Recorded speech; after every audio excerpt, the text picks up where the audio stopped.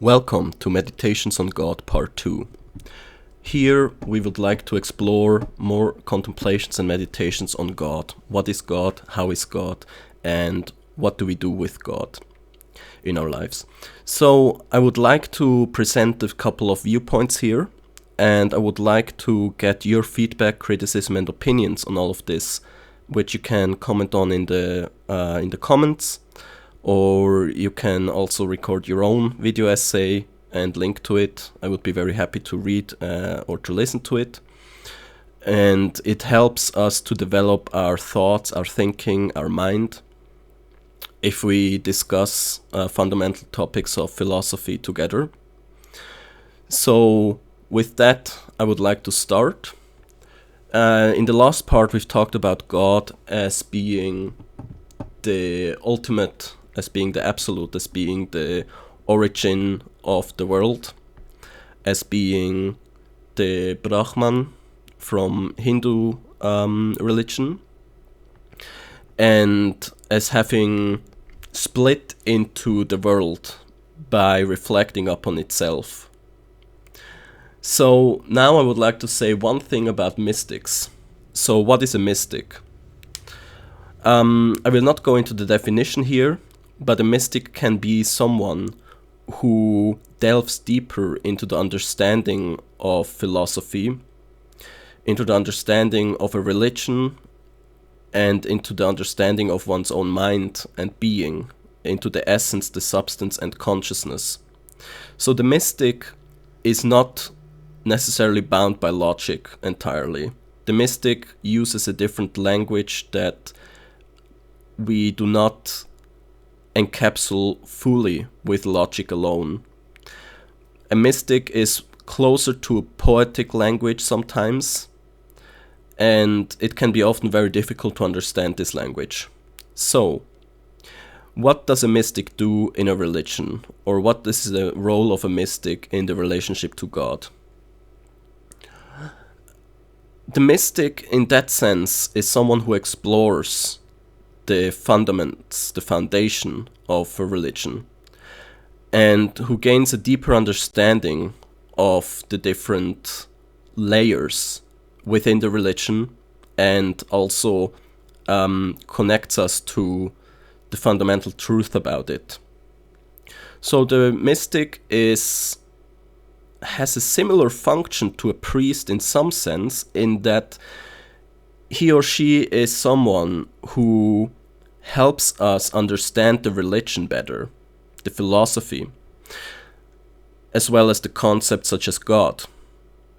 But the mystic does not have an institutional role to play. The mystic organizes certain understanding and thought in a religion and helps interpret the realities about the ultimate truth to humans, to other humans, but is not necessarily a figure of authority. So they are a fundamental part of a religion in that they help us understand the exoteric texts and teachings better by delving deeper into the esoteric.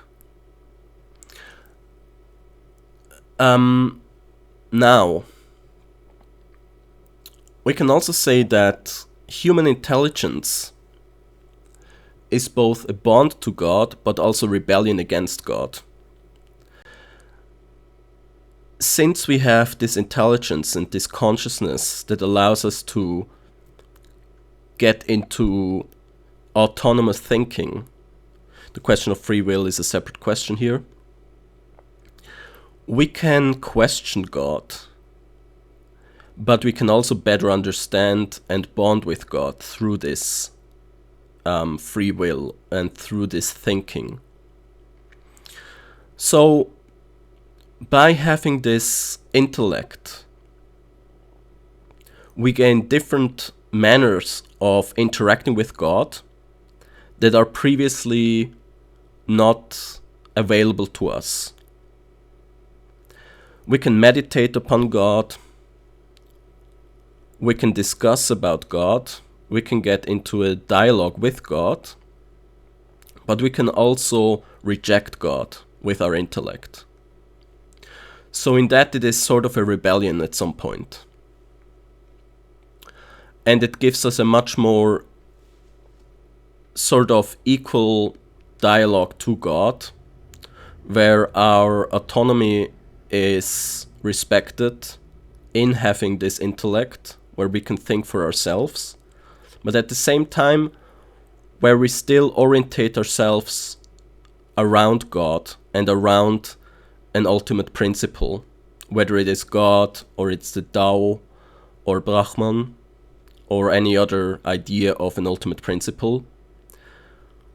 We benefit from having such an ultimate principle which guides, directs, and helps us orientate our thoughts in the vastness of the mind and existence. The separation from God creates an ignorance and anxiety. So, by being separated from God,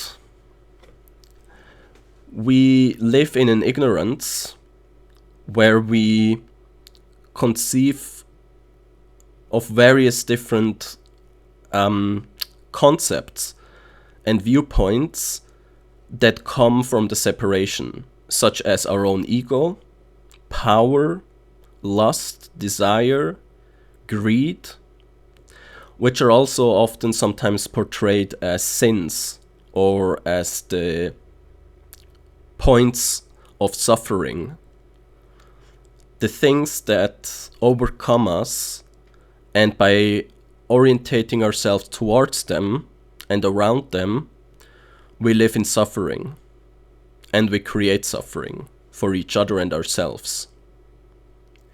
So it is that dimension of human thoughts, emotions, and concepts which stem from the separation of God and from our ignorance in relationship to the universe, that then lead to our daily suffering, pain, and torment,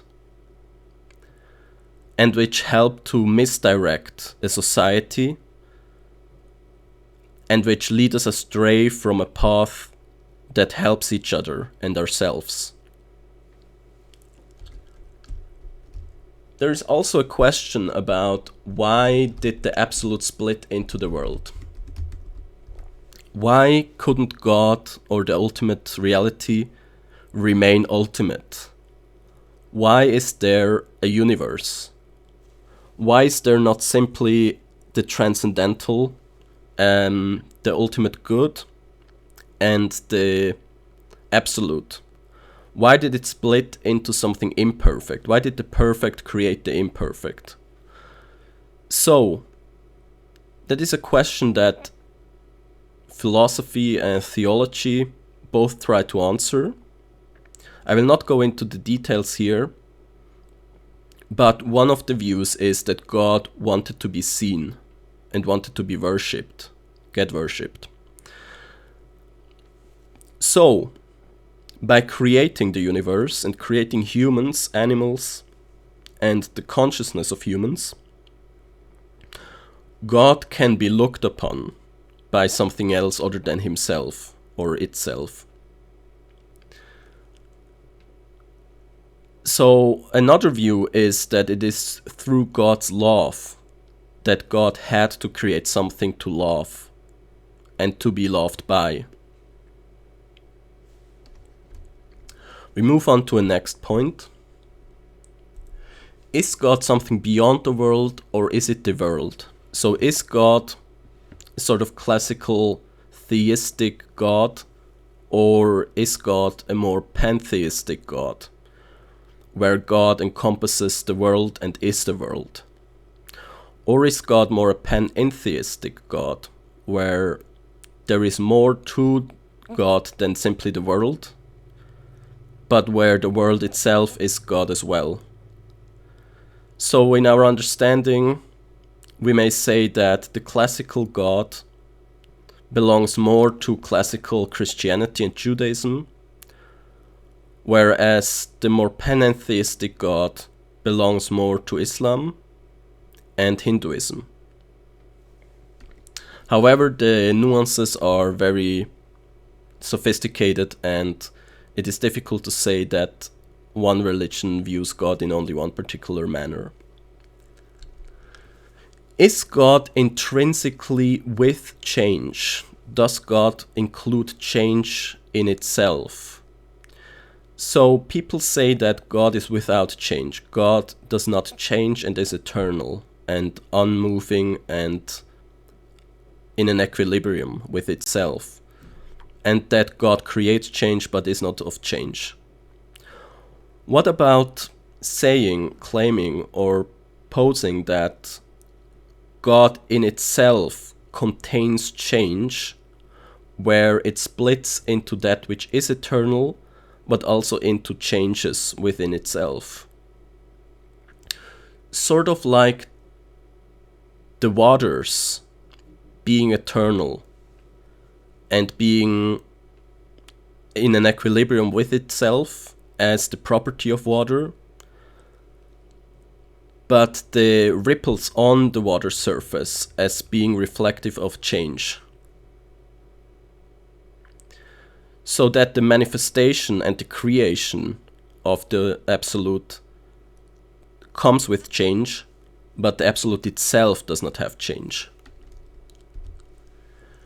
Also, is the Absolute something that then creates the manifold, so the universe, the animals, humans, stars, planets, and so on and so forth? Is the manifold the consequence of the Absolute? Or is the Absolute a part of the manifold? So by creating variety, if we presuppose that variety is the first thing that came and there was no Absolute before that, is the Absolute part of this variety, wherein we have the notion of the Absolute as part of the manifold, instead of being outside of the manifold and of creation?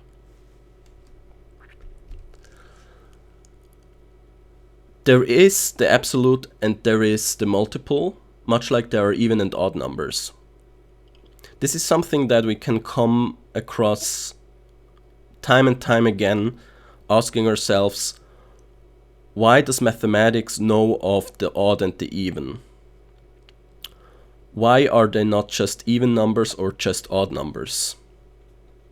Why are some constants irrational and transcendental? Why do we have a sequence of non-repeating digits, seemingly non-repeating digits, in an infinite chain in such constants such as p or pi? Why is there multiplicity instead of uniformity in mathematics? It seems to echo something fundamental about the universe, where there is multiplicity intrinsically in the universe. So there is something that wants to be of a variety. There cannot be simply one matter or one type of energy or one property which remains forever like that. Change and creation does come about. Rules exist, laws exist. And the patterns of the universe seem to exist indefinitely, at least from our observed universe.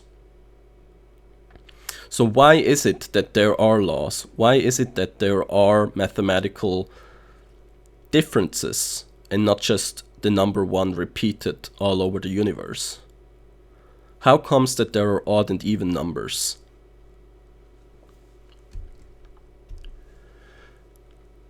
We can also look at the universe and the metaphysics of it. as a tension within the absolute. The tension first between the even and the odd, between the absolute and the manifold, the variety and diversity, and the interplay between absolute and relative, time and time again, in all fields. So it seems that everything is a play between extremes or opposites that cannot be fully equilibriized or put into an equilibrium. There seemed to be this kind of tension wherein the opposite both have two opposing forces in the interplay, in the existence, and in the behavior of each other and amongst each other. So there seems to be this tension where the opposite does not just repel each other, but also not just attract, join and combine. If there were only combination and attraction in the universe, everything would most likely collapse into some sort of ultimate matter, maybe similar to what the Big Bang used to be, and the beginning of the Big Bang, what the universe used to be there. And if we only had repulsion, the Big Bang would have created this diversity, this separation of energies and of laws, but at the same time nothing would actually come into existence in complexity. We would not have stars, we would not have molecules, we would not have atoms. So there seems to be a reason for requiring this tension in this balance between the opposites and between different things and difference and variety. So only if we have repulsion can we have chemical analysis, and only if we have attraction can we have chemical synthesis. And if we didn't have chemical analysis, we would not have, for example, energy that can be freely used for an organism, and everything would simply collapse into one giant being, into one giant agglomeration or conglomeration of a massive molecule. So there seems to be a reason why things do not only synthesize but also analyze. And likewise, for the opposite way around, there seems to be a reason why things also separate again and don't just stick together and stay and remain in uniformity. So there is this question of the balance between those two different opposing forces or principles and concepts, as well as having this variety in multiplicity. So similar to how we cannot paint a picture with only one color, we seem to need more than one color in order to see shapes, forms, and a picture, an image, a drawing, a painting. So multiplicity seems to be necessary. And at the same time, we posit that there is the absolute where uniformity is essential. So, in our universe and the world, we have this tension between multiplicity, between multiple things, that brings about variety and existence and creation. So if the absolute exists, and if we think of the absolute, there has to be either a moment where the absolute splits into multiplicity, or there has to be a quality, a property, and a substantial truth where the absolute actually contains this sort of tension within itself all the time.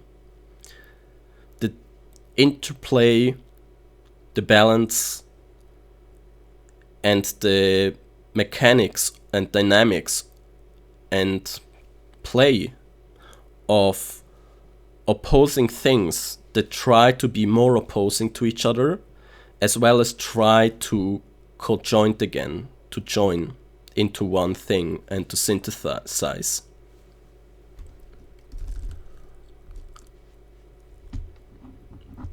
God may be seen as that which combines both the absolute and the manifold. So we have different views of what God can be. One is that God is only the absolute, and everything that is relative that came from the absolute is not God. It is simply the universe. And a different category of thinking, a different concept, a different set of properties. But there is also the view that God is infinite and contains both the absolute and the relative. Thus, God being everything in our world, not outside of this world. Being similar to panentheism, again. We can also say that only if God is part of the secular can God be infinite. Because if God is not in the rocks, the plants, and the waters, God is limited in where and how God can be, and thus is not infinite. So God, in that view, has to exist in everything. Thus, God would have to exist in each rock, in each animal, in each human, and in each thought. So the divine existing in everything that we process, that we interact with, and that we can think of, perceive, and sense. If God contains that which is secular, is God also non-God? So what is that which is non-God, the opposite of God? Is there such a thing, or is it an absurdity? Can there be something that is not God if God is infinite? So can there be nothing? And if this nothing is non-God, would God still be infinite and encompass everything if it cannot encompass at least one thing, which is nothing, or non-God? So we can illustrate that God may contain a paradox, because God has to be infinite without any boundaries. God needs to include that which it itself is not. So God is also no God, or X is X, yet God is also not equal to X. And that idea has to be somehow reconciled in the idea of the perfect or the absolute. Which is also an example of something where mysticism and philosophical logic do not work together, but are opposing to each other.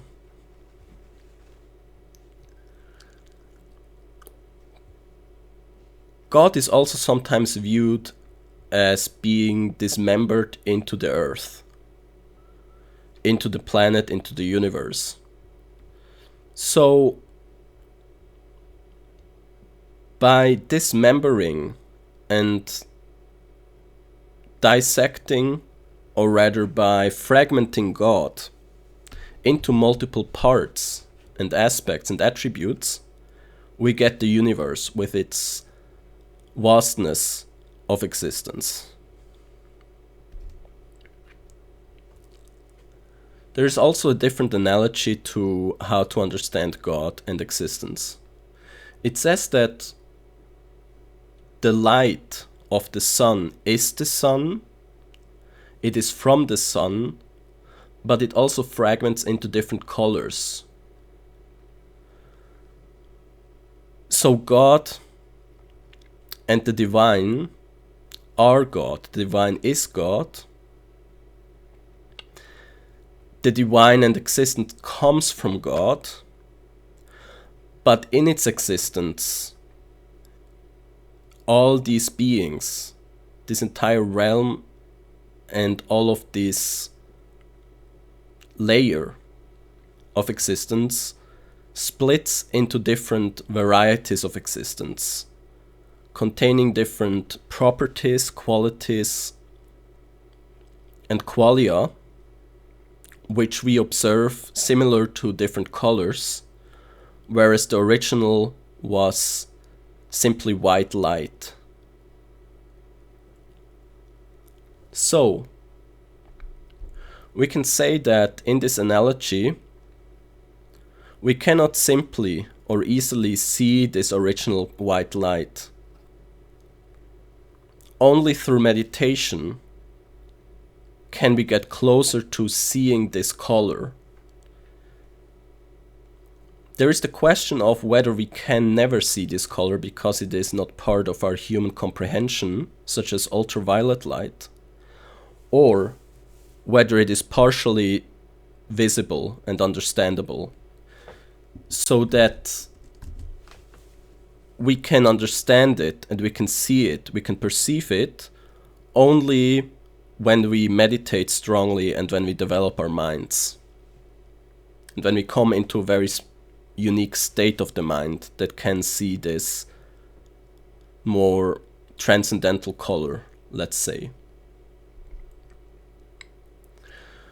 There is also a view that is similar to Hindu cosmology and philosophy, where in Hindu religion, especially in the Vedanta and Advaita Vedanta, God realized itself.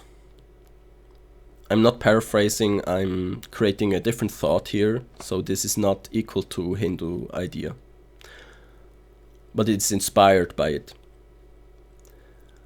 God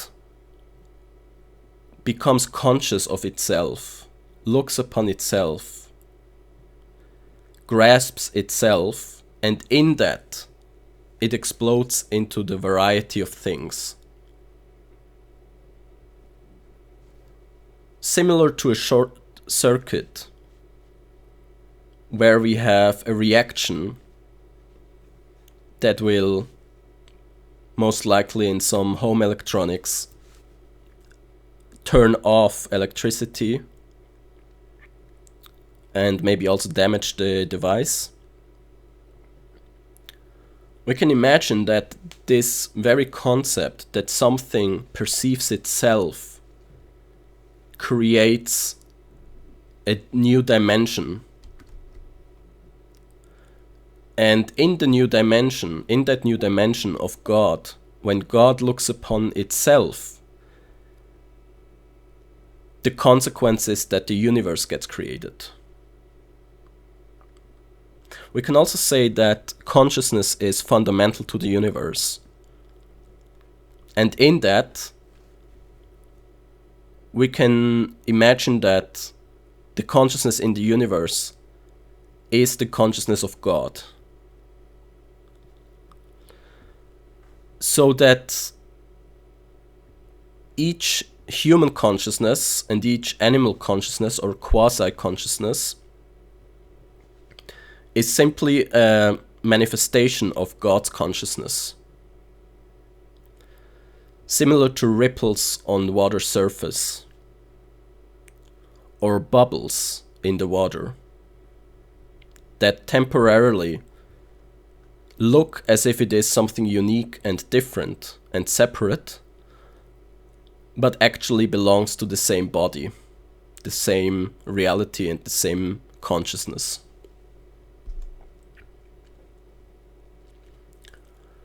Nothing and something can be seen as two sides of the same coin. So that which is something is not that which is not something. That which is not something is that which is nothing. So nothing and something are opposites on that. We can also imagine that everything and nothing are opposites. But we can say that being and non-being are opposites.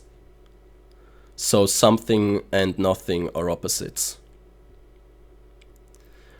We can also ask ourselves whether nothingness exists in an absolute black and white image, or like similar to a coin flip, or the infinite contrast between two images, or whether it's a spectrum, a gradient, from absolute nothingness to absolute beingness, or somethingness, or everythingness. So we know that the vacuum in the universe is not nothing the way that we would think about as nothing. There seem to be strange phenomena that are different from there being absolutely nothing. So we can ask ourselves if true nothingness really exists, similar to asking ourselves if true somethingness even exists. Maybe everything contains nothing in its side. Maybe everything contains this force or this attribute, this property of deconstructing itself again as well. Some kind of imbalance, something that tries attention again, tries to unbecome again. And where nothingness is difficult to keep in an equilibrium, as nothingness tries to become something. There's also this different opinion on whether God has psychological attributes or not, so whether God is personal or impersonal. I leave that up to the viewer or the listener for the moment, and go to the next question. If we see the universe as God, or God as the universe, so let us say pantheism, is that an atheistic view on the world? Is there something where we can say the view of God as nature, as the universe, as the world, as this realm, is actually sacrilegious and profane, or at least it is not pertaining to the divine and is secular? I would say that one point against this idea is that atheistic thought may have to do with the rejection of the divine, the annihilation and removal of the divine in the world. So, when we say that God is the world or the world is God, we impose the divine onto the existence, onto the world, onto the universe. And in that it is not atheistic anymore, because there is a theistic quality, there is the divine in the world. And therefore, pantheism can be seen as not equal to atheism, which relates to the criticism against Spinoza, Baruch Spinoza, where some people would have argued that he is an atheist for equating God with nature and the universe.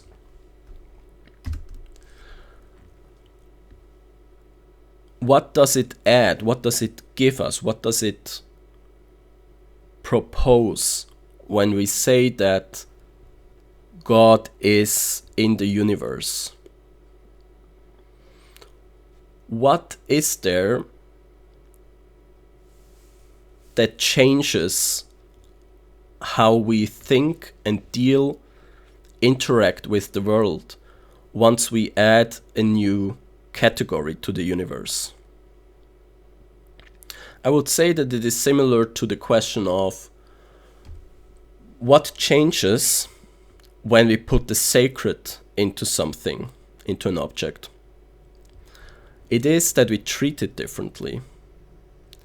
It is that the consequences of this object's interaction with other things will change.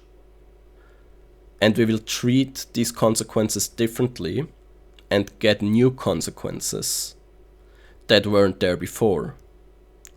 Similar to saying that what is the difference between a collection of people and a nation? By adding the idea of the nation, we add an ontological entity, a thing, in the realm of ideas, which we interact with, which has its own internal balance, and with which we then draw different consequences and conclusions. We create behavior, we create logic, and we create properties that weren't there before, and which allow us to deal with things in ways that we couldn't do before. So we can organize people, for example, by having a nation, which we cannot do if there is just a summation of individuals. We can also think about new things that weren't there before, such as politics and economics and society. So that which has legs and a seat is not the same as a chair, pertaining to the same analogy or metaphor or example of people and the nation. It creates and gives and adds something more to the legs and the seat than simply being a collection of legs and a seat. And it allows us to sit on it. We cannot sit on legs and a seat, we can only sit on a chair. Then there is a question that intrigued me, that fascinated me, and that I pondered about and over. What is the worship of God? And what does the worship of God give us? That is a very important question, I think. Because we have to ask ourselves, okay, so let us say that we add God to the universe. And we have a concept of God. And we define God, we talk about God, we make God real. What does this add to anything? What is worship and what does this add to the universe and to human life? We can say that it is expressed in the sacred and the consequences of the philosophy of God, in which we organize our personal and social life. So, the way that we look at God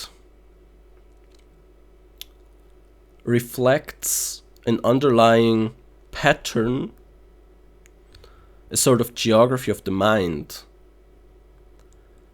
and a balance which we apply to our own lives and to social life. And which also goes into all of our actions, whether they are mundane, secular, or whether they are sacred and pertaining to religious acts and rituals and behavior. The contemplation on God refines the mind. And the contemplation also adds to our remembering, to our memory, and to our understanding of what God is and what significance it has in the world.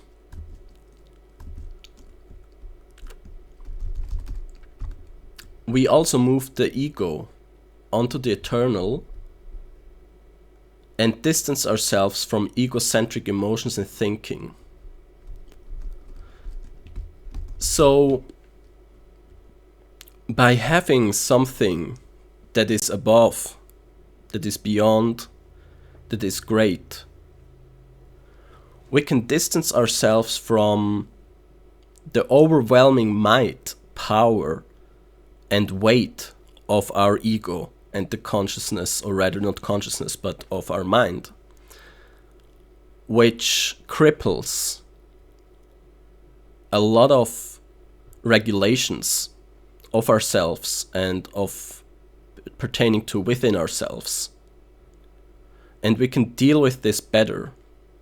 We can process our disturbing emotions in a different way, and we can construct new emotions and thoughts, or we can construct existing ones a little bit easier and with new aid than if we do not have God. It also creates a meaning for why we respect, accept, and support each other in our communities. And it shows solidarity.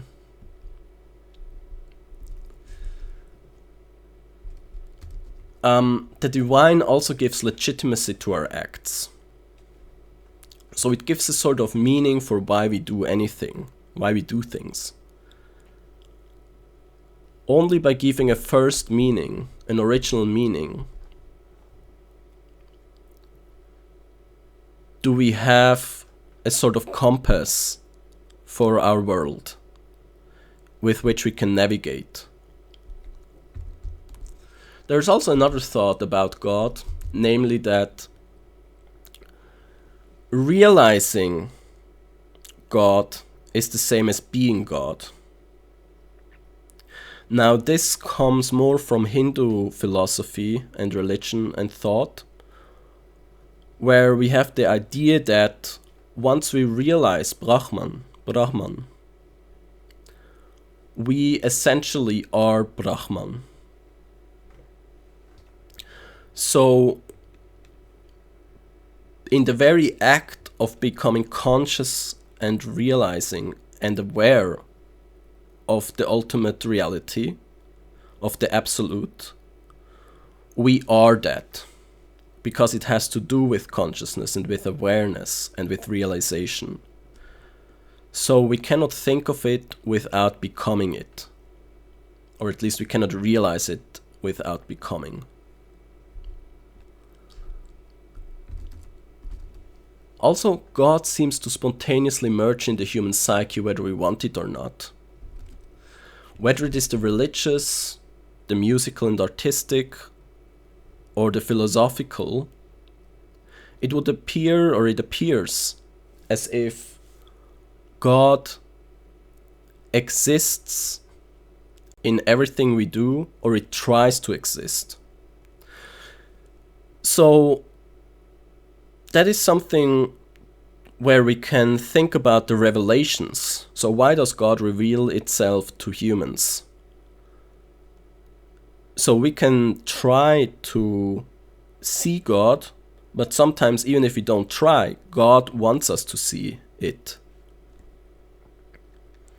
So there seems to be a quality in the universe that tries to go towards certain goals, certain processes, certain destinations. One of them being the growth of life and the growth of being, the growth of existence. The other being the consciousness, the awareness, and the inspiration from this world, from God, in psychic manifestations in our minds and in society. It seems that Whether we want that or not, we get inspired by God. And it may have to do with the creativity of the mind, or rather the creativity may have to do with that origin of why God emerges in us and in the world.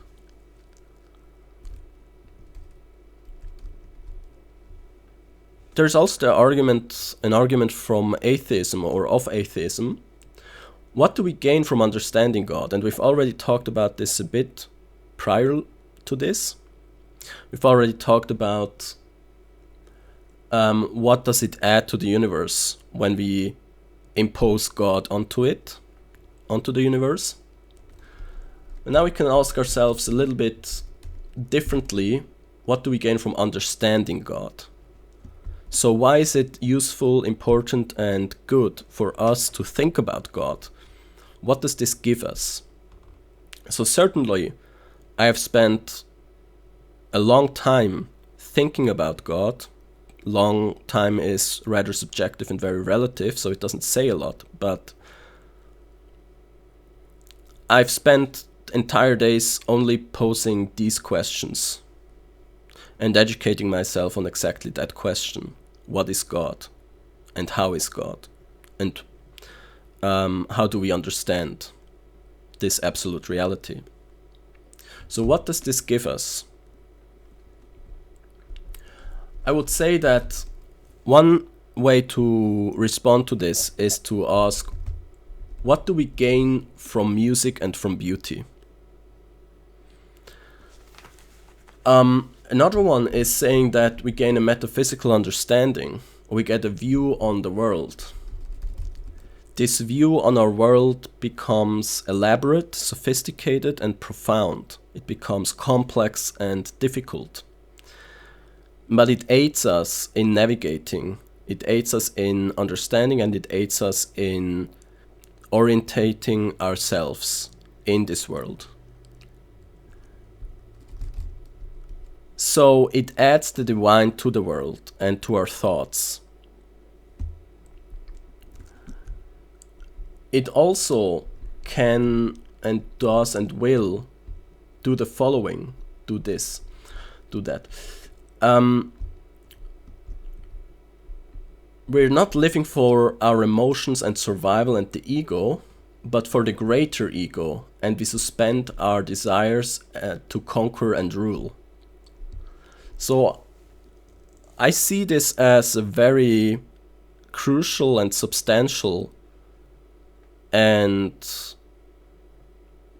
sort of important addition, quality to reality, to our lives, to existence, when we can manage to calm our destructive desires by regulating them into something like God, the divine. We also can focus all energies into God, which would otherwise cause disturbances in and amongst ourselves. It is also a regulative concept for channeling sorrow and anger into worship and creativity and gaining lucidity. Understanding the structure of the universe, especially the inner universe and basic patterns of metaphysics. We also find inspiration of beauty and the good, and we find consequences to our goals and to our actions.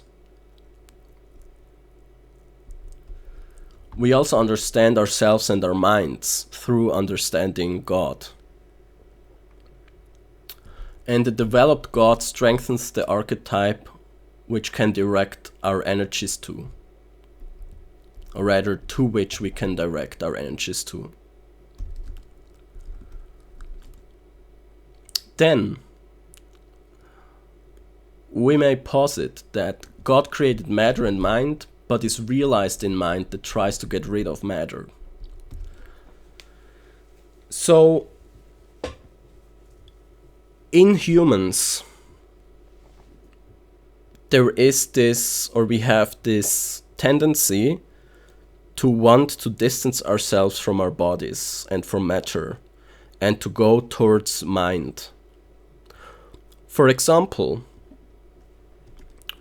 we try to get rid of bodily consequences such as hunger, thirst, reproduction,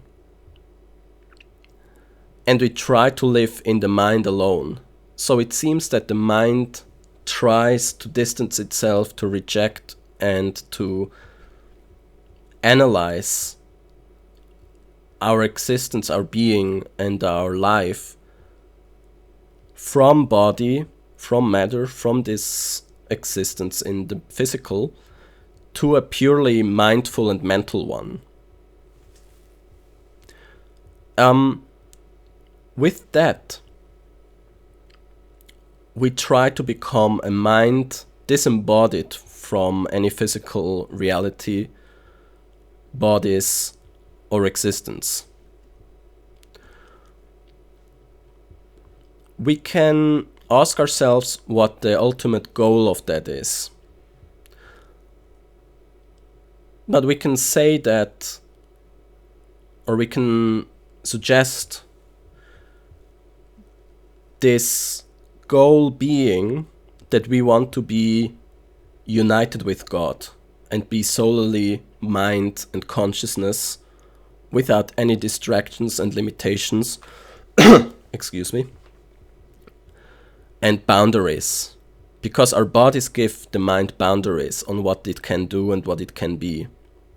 But the mind itself has very little boundaries. It has boundaries of its intelligence and of some ontological qualities, and maybe also metaphysical questions, but it is far less limited than our bodies. A mind that is disembodied and that has all the freedom could be similar to the existence in paradise. So if you think about heaven, paradise, we can say that being a disembodied mind without limitations may be that paradise.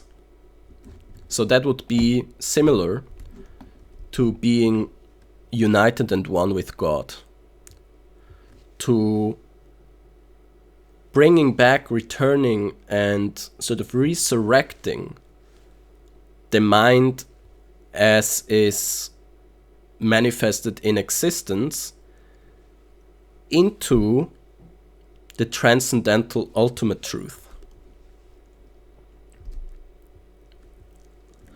There's also a question of what does believing in God mean? What does it add? What does it what is that when we say we believe in God? Or we can say that believing in God is believing that the world is good. Whether God exists or not, to have faith in the goodness and to have meaning in legitimizing striving, so that we find meaning in trying to do our best, in trying to become more, in growing. So by having faith in God, by having faith in the presence of God in the universe, we legitimize our effort, our striving, our fight that we have inside of us to grow, to be good, and to become our full potential.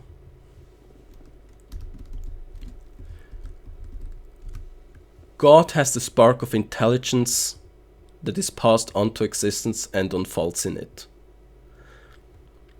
Some people say that God is mind and that this mind is perfectly intelligent, so it is the most intelligent. It is intelligence itself. If we look at the universe, if we look at physics, biology, chemistry, if we look at any sort of also geography, we can say that there is an underlying brilliance and genius in this. But it might be a stretch to say that it comes from intelligence. Rather, it is intelligence that is required to perceive its complexity. If, however, there is also intelligence required to create this complexity, then we may say that God is intelligence itself, but there is a question of whether this intelligence used to be very atomic, fundamental, and simple, and developed into complexity, or whether the intelligence has been the ultimate intelligence, perfect intelligence, and the most incredible intelligence all the time. And whether every creation or every product and expression of this intelligence only contains a part of it. So there's also a question, if God is the uncaused cause, does a first cause exist? And is there a starting point for causality? I leave that question up to you. And then finally, there cannot be a world without evil, as it have to be of no distinctions, thus all would collapse into one thing. If there is no distinction, if there is no multiplicity, we would only have one thing, which would be the absolute and the only. We could even ask ourselves if then the absolute ceases to exist as the absolute, since it is the only thing, therefore there is no comparison to anything else, there is no ontological diversity, thus the absolute would not exist, it would just be the thing itself. Because of diversity, we get the problem of evil. Since everything that one thing wants may be something another thing does not want. So there is no way that existence can come about without creating evil, or without creating the bad, or that which we do not see as that which we want to strive towards. I would like to expand on this more, but for now we can just say that a world with distinction, with distinguished features and with difference amongst things, is fundamentally containing evil.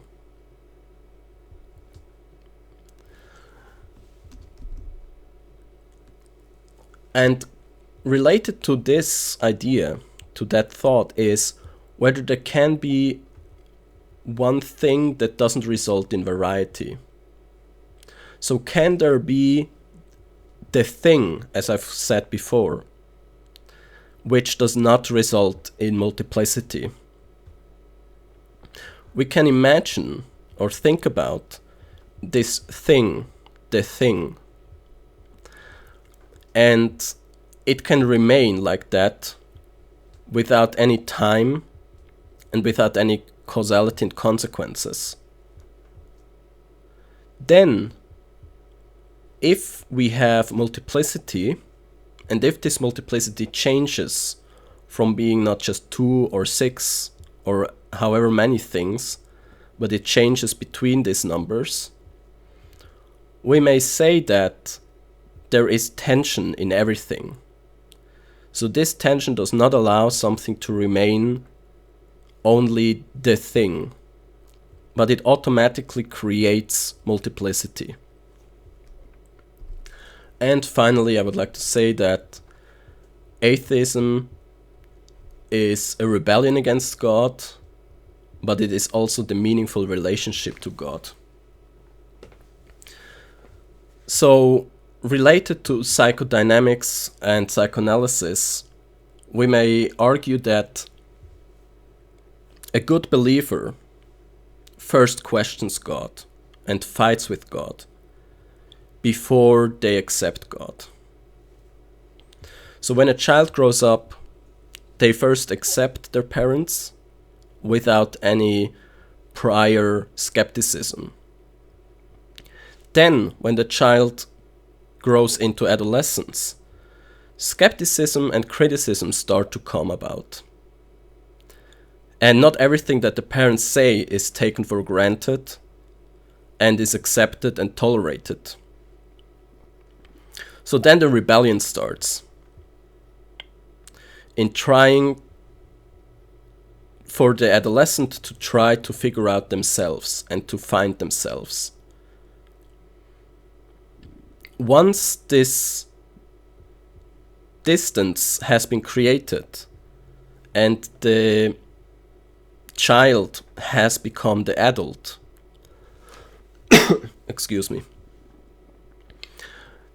a new relationship can be constructed, can be created, can be perceived or conceived, in which the acceptance of the parent is one that withstood all of the criticism, all of the skepticism, and all of the rebellion. So, one of the most beautiful relationships to God can be that which survived all of the criticism, and which can do away with not agreeing, which can do away with the fights, and which accepts this struggle as being part of the relationship. Therefore, a moment, a spark, or a brief episode, or a part or a quick interruption of atheism may be beneficial to someone to believe, to know, and to understand. I would like to hear criticism, feedback, and analysis of this. I would like to hear your ideas and thoughts about and beliefs about God. I would like to hear what is the purpose of believing in God, what is the purpose of having God, and what is God and how is God. So I would also be interested in responding to these comments, and I hope that you have a wonderful day. Thank you.